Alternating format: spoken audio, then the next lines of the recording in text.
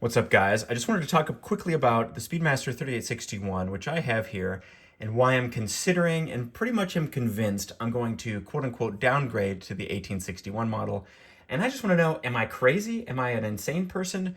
Please let me know. Let me walk you through the problem. So here I have 3 watches in my collection that all have basically what I would call the iconic Omega sports watch case shape. What I mean by that is it's the asymmetric case shape with lyre lugs. So on the left, the case basically and the lugs basically hugs the left side of the bezel, but on the right, it's asymmetrically extruded so that it protects the crown. They introduced it on the Speedmaster in the early 60s, and it later went into the other sports watches like the Seamaster. But on the Speedmaster, it's, among the most iconic. With the Planet Ocean, they sort of ruin it with this helium escape valve, but it's got that same basic case shape, the asymmetric Omega iconic thing. And that, I just want to point out, is one of the things that made me fall in love with Omegas. Specifically, not just the asymmetry of it, which I think is cool.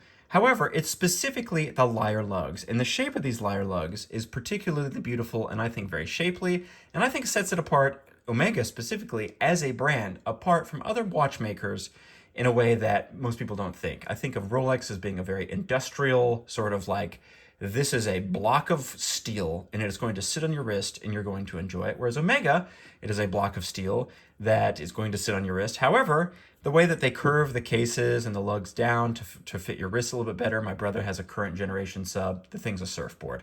But specifically, I like the humanistic or the organic touch in these lyre lugs, which have this curvaceous shape that in 3-dimensional space is absolutely captivating and is the reason, if not the reason, it's one of the top 3 reasons that I fell in love with Omega watches to begin with. Now, if you look at this Aquaterra, look at it, specifically the shape of this polished bevel here. And if you look at it, I'm going to try and hold it so that it's very flat as possible so that you're not getting fooled by the way it moves in 3-dimensional space. Watch how this line right here, where the polished bevel meets the inner part towards the that curves in towards the lugs, versus the outer part which falls off where the polished bevel is. Look at this line. See this line? It comes off of the edge of the case, it curves in, and then there's an inflection point about right here where it's curving in, and then it curves back up, and at the very tip of the lug is where it meets. It doesn't meet right at the tip of the lug. Where it meets is, it sort of meets right before the tip of the lug, and that's where it curves up to meet the tip of the lug. And it does it on both sides, here as well as on the other side where the asymmetric is. So there's that, it goes, and then it curves up right there. Same on this Planet Ocean. And you can see that, you see this bend right on that polished bevel right here. Now from the side, it creates this kind of attractive shape.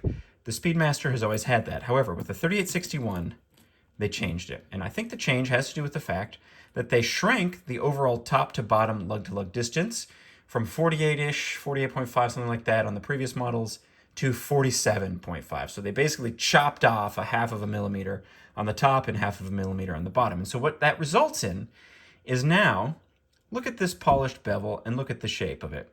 As you follow that line up, it never curves back up, going back this way. It only goes straight and terminates, and it's hard to tell with this strap on and the lighting conditions that I've got. It terminates at the very tippy top of the lug. In some ways, I can see how this simplified case shape, actually, there's some appeal to that. And in 3-dimensional space, you know what? It still has that captivating sort of shape to it. If you twist it up and look at the top lugs, or if you tilt it down and look at the bottom lugs, you still get that magical play with light that is the characteristic Omega asymmetric lyre lug case shape. Unfortunately, every time I wear this watch and I actually check the time, literally I have to check it twice because the first thing I see is those lugs and it bothers me. It basically makes the watch look like it's in parentheses with 2 round things on either side. And that's the first thing I look at. Now, if you tilt the watch, like I said, this way, oh, that's beautiful. If you tilt it this way, oh, that's fantastic. But straight on, when I look at this watch, all I see is a watch in parentheses, and it drives me absolutely up the wall. Especially because I've got 2 previous older generation cases that Omega has where they have not done this, where they've got the beautiful, shapely lyre lugs. Now, unfortunately the thing about this is that this watch, if you were to list the 10 things, the improved movement, the anti-magnetism, the METAS certification, the step dial, the dot over 90 bezel, the new way that they've done the typography on the dial. This is the Sapphire edition, which has the applied logo. The sub-seconds, where there's only two in between each second instead of four tick marks. The teardrop-shaped counterweight on the central sweep of seconds hand. The thinner case profile, the fact that it's about 0.5 millimeter thinner than the previous Moonwatch.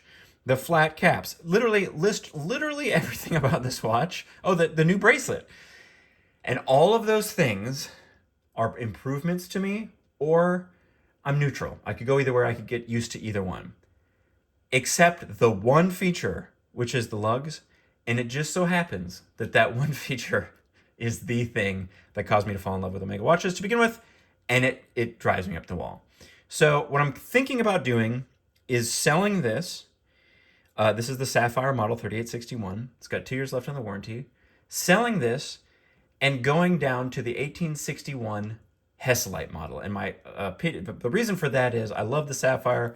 I appreciate the case back. I never look at the case back. I like the Sapphire. But what I've concluded is that this is really a tool watch.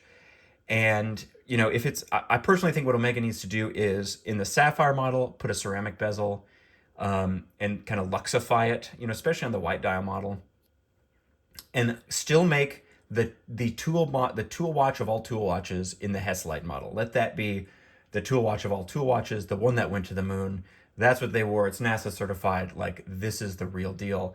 Rolex isn't making anything like that anymore. They've moved on to luxury for, you know, Playboys or whatever. But let Omega continue to make the tool watch of all tool watches with the aluminum bezel and the Hesselite crystal, but upgrade this to a ceramic bezel and luxify it. Maybe a lacquer dial on the black and the lacquer dial to match the lacquer dial on the white. I don't know. Maybe that's controversial opinion.